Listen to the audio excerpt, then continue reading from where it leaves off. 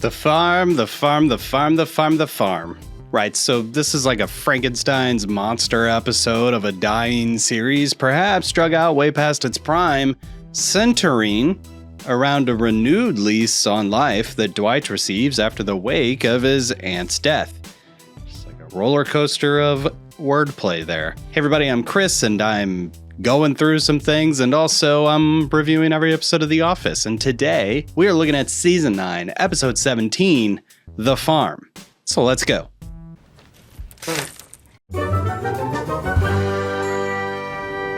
I understand nothing. Before we get into a story recap here, I'm going to talk for a minute about what shouldn't be much of a surprise for people who are watching this series, but The Farm is what in the business is called a backdoor pilot. Title your sex tape. Shot sometime in Season 8, the Dwight portions of this episode in The Farm would have acted as episode number 1 for a series that we never actually got. Considering that it was shot so far in the past, it is safe to assume that Dwight's arc would have played out very differently this season, which does explain why it does feel like the character has been relegated mainly to minor plot points for the bulk of Season 9. And when NBC ultimately didn't pick up The Farm as a spinoff series, the decision was made to still incorporate that finished footage into the late mid-season episode that is now called The Farm. Late in Season 9's the final season of The Office, home stretch, storytelling for a beloved series. Let's just shove something in there. It's good enough.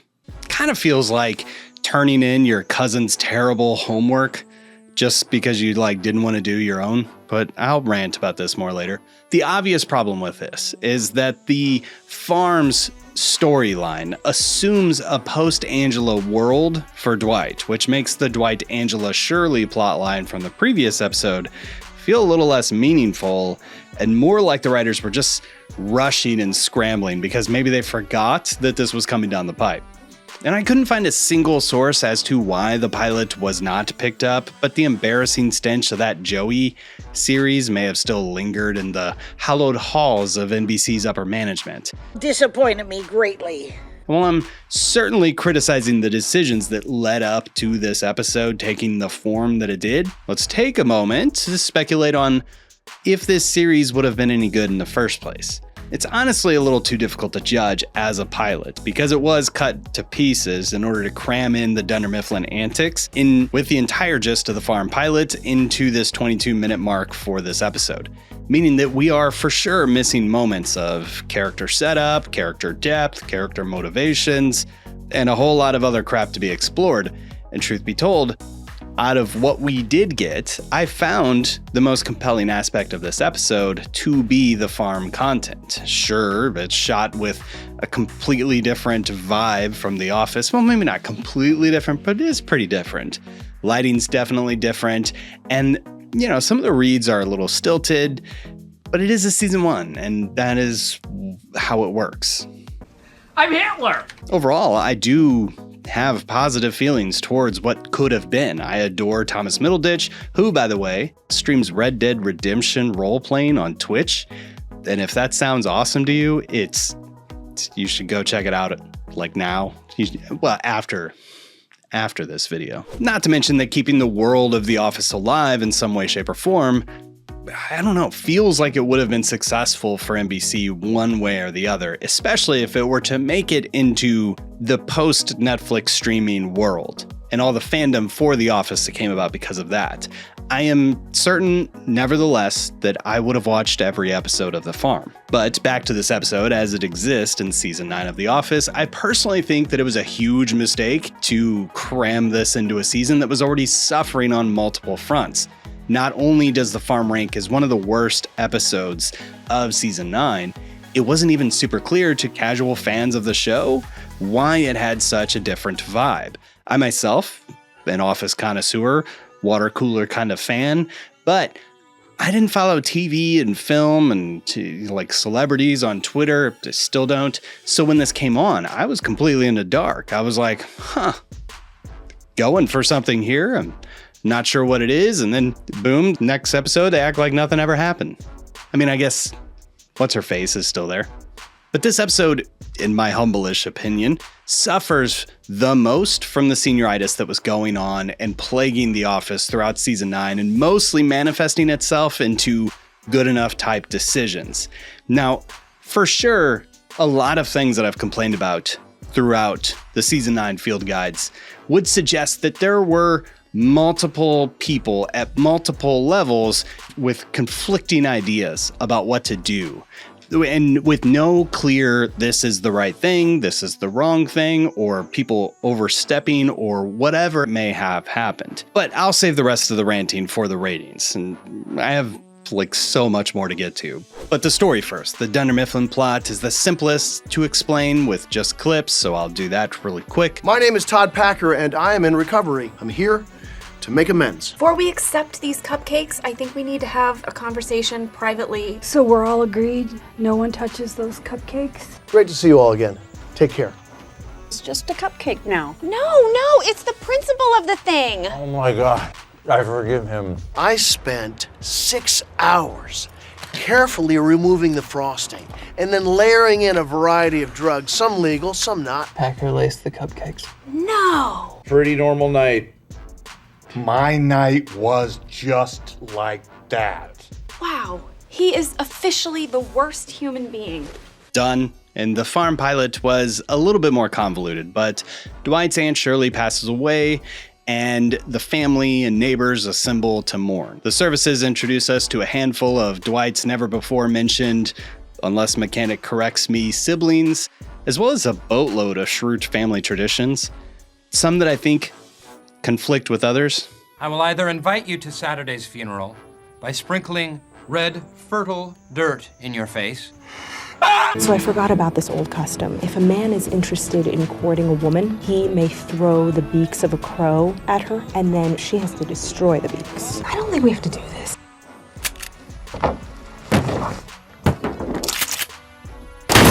My grandfather was reburied in an old oil drum. It would have fit if he had given me another minute.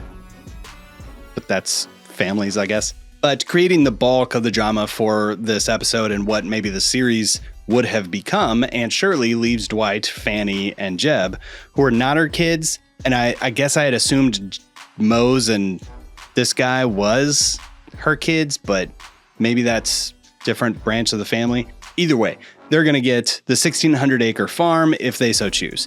And this presumably would have set Dwight on a path leading him away from Dunder Mifflin. That would be the overarching plot against the overlapping stories of the siblings overcoming their differences and working together and working through their past probably is what the farm would have entailed. Though, with Angela out of the way now, like 8 minutes ago if you're binge streaming, we see Dwight begin to court a younger and shrewdier version of Angela. I see Esther's back in town. Hi, Dwight. Hi, Esther. And while considering Aunt Shirley's offer, and, you know, just like overall life and the decision to take over the farm and all of the weight that comes with that, Dwight also becomes a funkle with the kid from the hay place who also happens to be his nephew. I want to go on it again. Oh, I bet you do. You know what? When I was a little kid, they couldn't get me off the hayride. And it's gonna cost you $3 more. Then, you know, the show kind of yada yada yadas. Yada. Over plot and character development, all of that happening off screen. And the final sequence of the three of them somewhere in between suggests and confirms that they are going to take over the farm. But with the lighting and the music, it all feels quite hopeful. Not it. Not it. It. Which will lead us directly into our deeper meaning.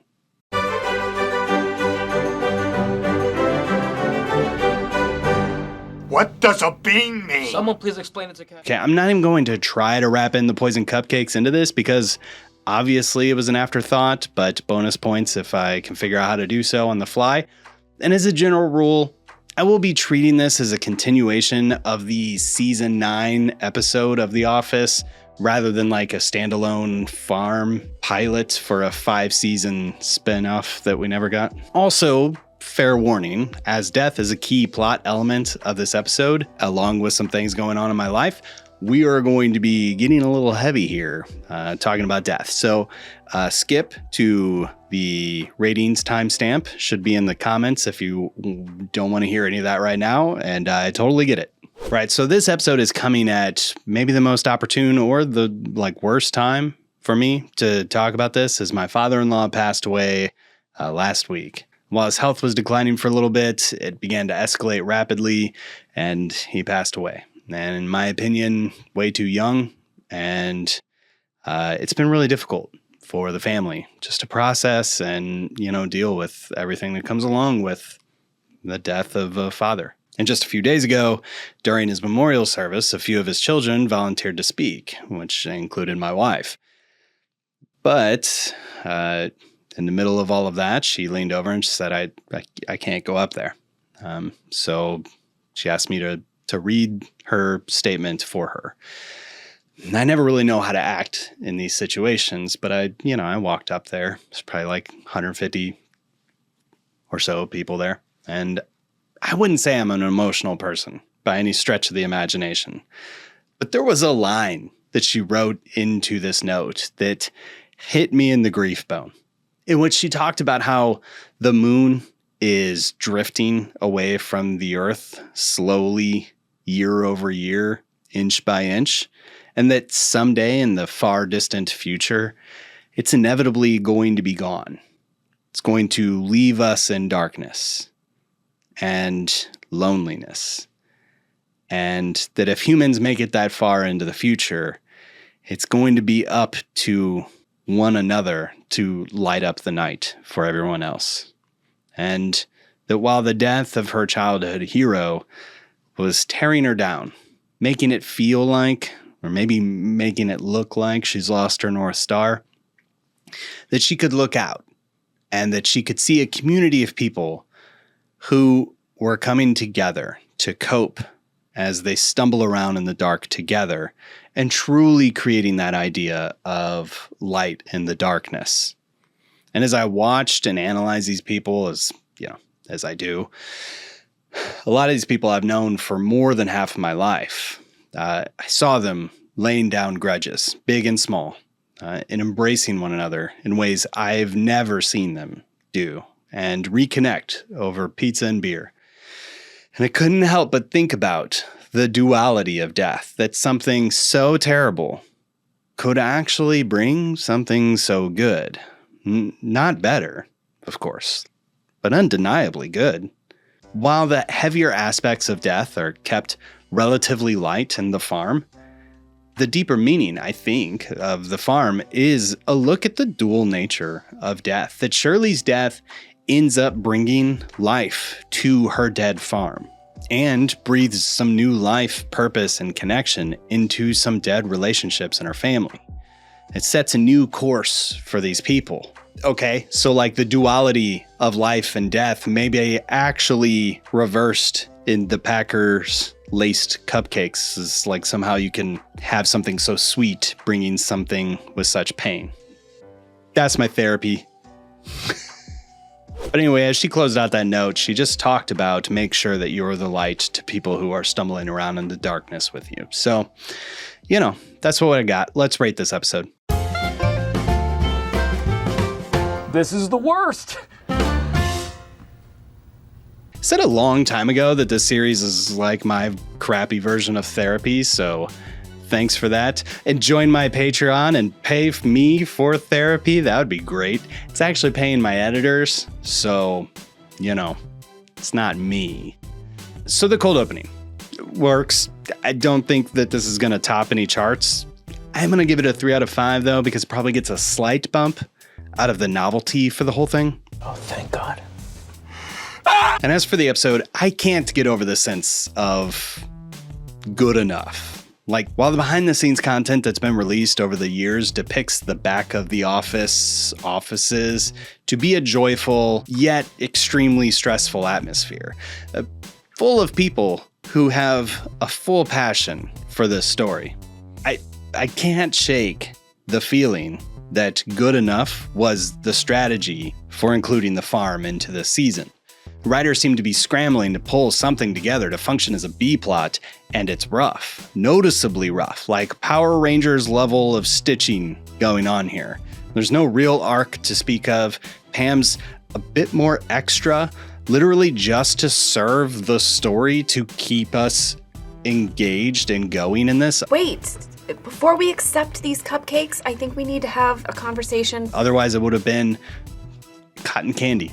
And that brings us then to the pilot content, which edited out a lot of things. Probably also edited out some continuity issues since it was filmed in season 8. And Jeb has no arc here. He's just like, I got a weed farm in California. I'm gonna help. That's basically it.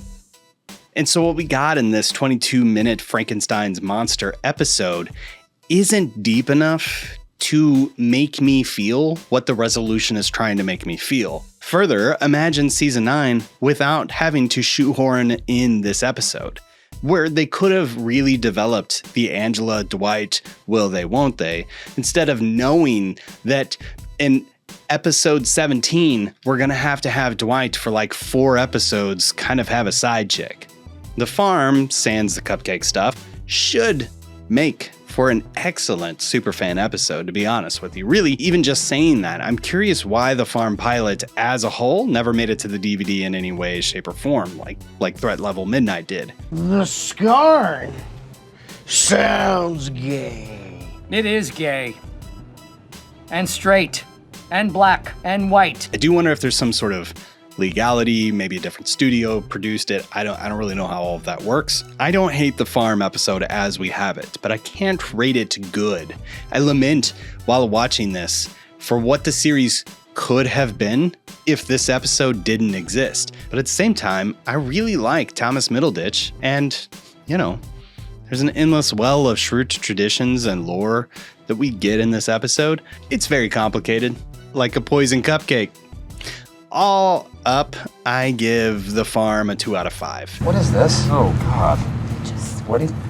It's not very good, but it is better than the terrible stretch of episodes earlier this season.